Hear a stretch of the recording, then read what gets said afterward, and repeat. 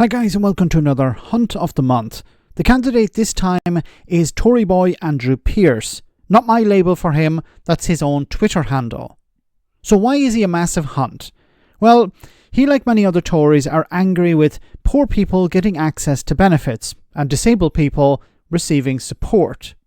But he and his co-host are most upset with young people who they claim are just gaming the system. Yes, because young people can't get sick or be disabled. These individuals are absolute ghouls. Well, we're talking today.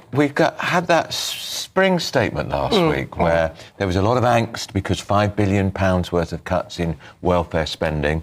We discover today from the Office of National Statistics, which is the official watchdog, which Rachel Reeves, when she was in opposition, venerated. She worshipped it, so anything it said or did must be right. That actually 400,000 more people will end up on benefits as a result of the changes announced last week. It takes quite a skill, doesn't it? It really does. We're going to cut the welfare bill, but the consequence of the policy is it's going to be even more people on benefits. And last, wasn't it this week or the end of last week, we discover 16 million, 25% of people now in this country regard themselves as disabled. I'm sorry, I don't believe it. No, I don't believe it. Okay, before we continue, we knew this was going to happen. We had said this was going to happen. If you cut support for people, they're not going to be able to work. So many people who receive PIP were receiving that support, and that allowed them to work. That support was taken away from them, so they were not able to work anymore.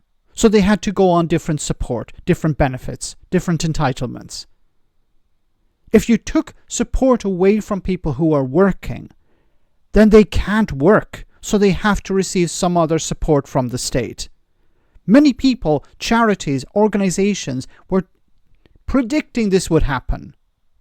At all. And the other side of it is that the highest level of benefits, so more people will also be able to claim the highest level of benefits. So not only will it obviously be more people, so cost more, it'll really cost more because there's another level of benefit which more people will be able to access because of the way they will be restructuring it. I find it ridiculous, especially for me. I actually agree with one element of it, that young people shouldn't be able to claim it in that way.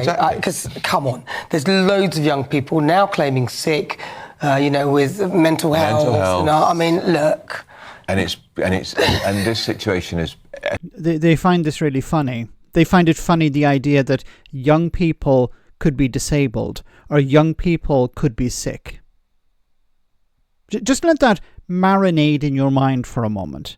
You have two hosts of a national broadcasting, whatever you want to call this, claiming that young people are gaming the system. Young people, they're not really sick. They're not really disabled. They don't really need this support. They don't need to claim benefits or entitlements. What expertise do you have? Have you met with any of these people? Do you know the process that they have to go through? It's easy to sit in a studio and just say, well, I don't believe young people are sick. I don't believe young people are disabled. This is the level of discourse. Unfortunately, these individuals influence the public.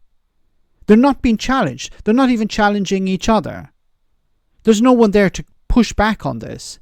This is why I respond to these clips. Because somebody has to push back. Somebody has to call these people out.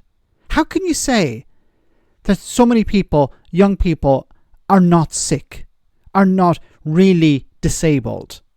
They need these supports.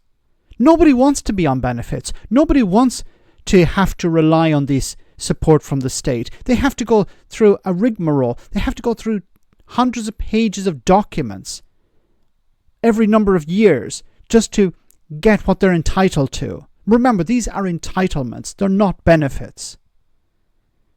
So many people receive personal independence payments, like PIP, in order to get into the workplace so that they can contribute. That's what they want to do. They need this support in order to contribute. If you take that away, then they have to fall back on some other support. It's not their fault. How can you attack them in this way? Escalated since COVID, of course, hasn't it? The benefits bill's gone up £20 billion a year since COVID. And honestly, what an inept government we have. They announce cuts in the welfare bill. It means more people are going to be on cuts and claiming welfare. Well, it's a bit like Bridget. But you supported this. You support cuts in the benefits of these people. You support kicking people off this type of support. You supported these policies when you were back in the Tories. And when it came to, well, how do we deal with the benefit system? Well, your solution is to cut it. Is to force people off this type of support and into jobs. And even people who are doing jobs, well, let's cut their support as well. You were told this would happen. You can't turn around now and complain. The government took a wrong approach to this. Those who have been proven right have been saying this for years. You need to provide people with support. So many people can't work. What's the point in forcing them into jobs that you know they can't do? Why is the approach always stick and less carrot? None of this makes sense. We have been predicting it for some time. And of course, what do you see? You see the commentators come out and say, oh, we need to be tougher. We need to punish more people. We need to cut benefits even more. It's ghoulish behaviour.